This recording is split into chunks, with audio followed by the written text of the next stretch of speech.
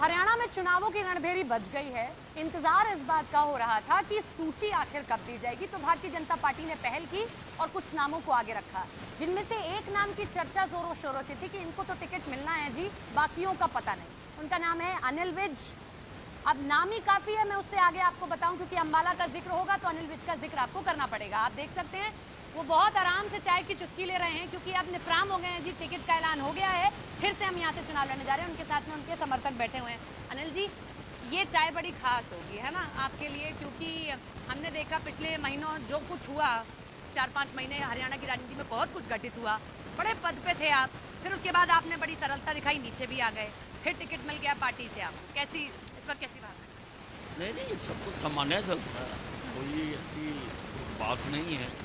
मैं खुद निकल कर मैं जो मेरे अपने शहर में मैं ज़्यादा समय देना चाहता था, तो मैं पहले भी कह चुका था सरकार को कि मैं एज एमएलए काम करूँगा, और मेरे शहर में बहुत बड़े बड़े प्रोजेक्ट सरकार ने मंजूर किए, उनके ऊपर समय लगाने की ज़रूरत है।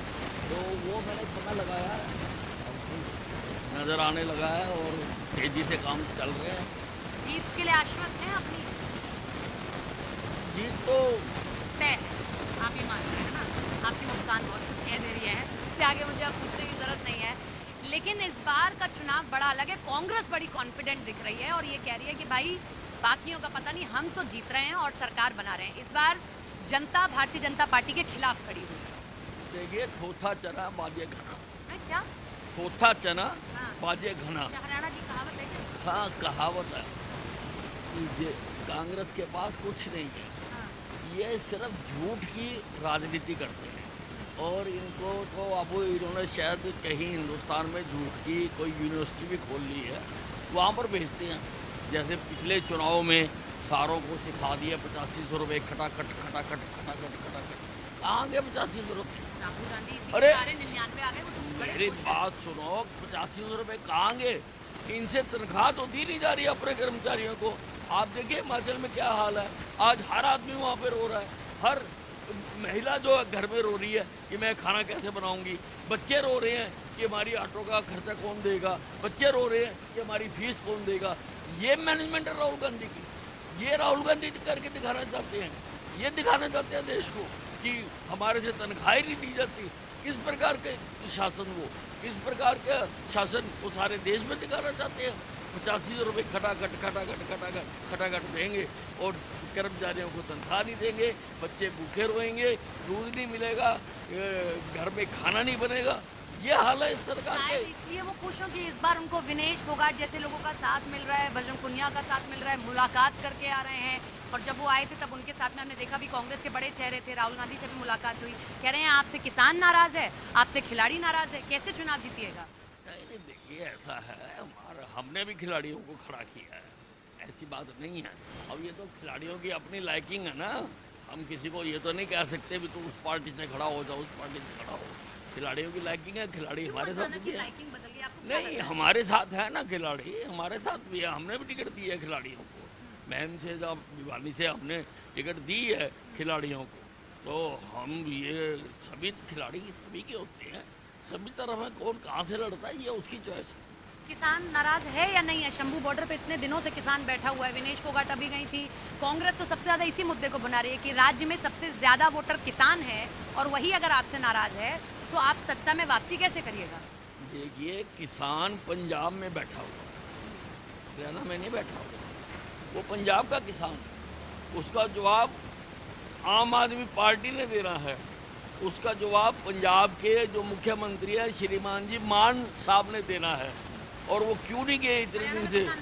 नहीं, इतने दिन से वो क्यों नहीं? अब वो बैठे तो वहाँ पर है ना, बैठे तो पंजाब में है ना, पंजाब में बैठे तो पंजाब जाने, पंजाब बताए।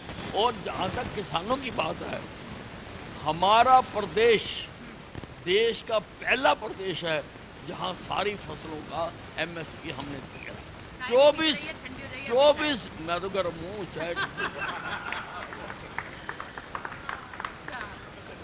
पीते रहिए आप, चाय ठंडी हो जाएगी आपकी। आज ये चाय आपको बड़ा सुकून दे रही होगी, बड़े दिनों से इंतजार था सूची का।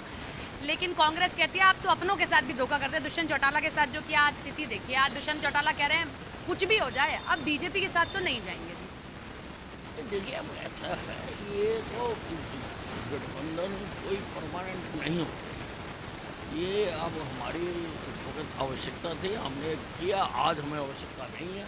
आज हम इस कदर हैं कि आज हम 90 की 90 सीटों पर चुनाव लड़के बहुमत के साथ अपनी सरकार बना सकते हैं। आपको नहीं है या उनको जरूरत नहीं है? वो तो कह रहा है हमको भी जरूरत नहीं है आपकी। नहीं नहीं, हमें भी नहीं है किसी की। अच्छा, अकेले सक्षम है। आखिरी एक सवाल, आप स्वास्थ्य मंत्री रहे, आप गृह मंत्री रहे, डेप्यूटी सीएम रहे, दोबारा टिकट मिल गया, आप बड़े आश्वस्त हैं, मुस्कान से आपके लग रहा है कि जीत जाएंगे। कोई तो अब उम्मीद होगी, इससे ऊंचा एक ही पद बचता है, चुनाव जीतने के बाद वो पद तो नहीं चाहिए, या कोई मंत्रिमंडल बड़ा? अब मेरा बार्गेनिंग का टाइम है। अनिल विज ऐसा व्यक्ति है जो उम्मीदें नहीं पाता, उम्मीदें नहीं रखता। मंत्री नहीं बनना? मैं कोई उम्मीद नहीं रखता। पार्टी जो दायित्व देती है मैं वो निभाता हूँ। मैंने कभी आज तक विश्व का एक भी आदमी ये नहीं कह सकता कि मैंने कभी किसी से कोई पद मांगा। मैं तो वर्कर हूँ, काम करता हूँ तो काम करूँगा, अब और ज़्यादा काम करूँगा। काम काम काम, यही है मेरा नाम। समर्थन नहीं कहते भाई साहब, मंत्री भी बन जाएंगे, ठीक रहे तो मंत्री भी बन जाइए। मंत्री बनेंगे तो थोड़ा और ये सब्जेक्ट मैटर है, वो पार्टी का है। पार्टी अगर चौकीदार बना के अपने गेट पे खड़ा करेगी, मैं फर्स्ट क्लास काम करूँगा।